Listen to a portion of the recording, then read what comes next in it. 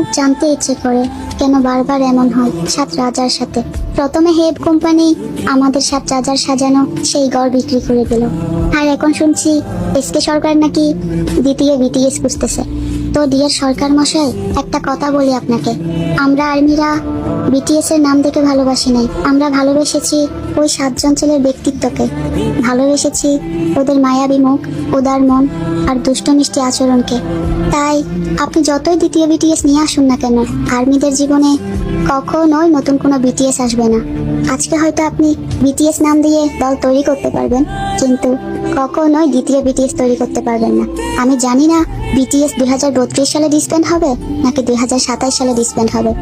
আমি শুধু এতটুকুই জানি, ওই সাতজন ছেলে আমাদের জীবনে থাকলেও বলবো ভালোবাসি, না থাকলেও বলবো ভালোবাসি। खुदा बता दे क्या लगी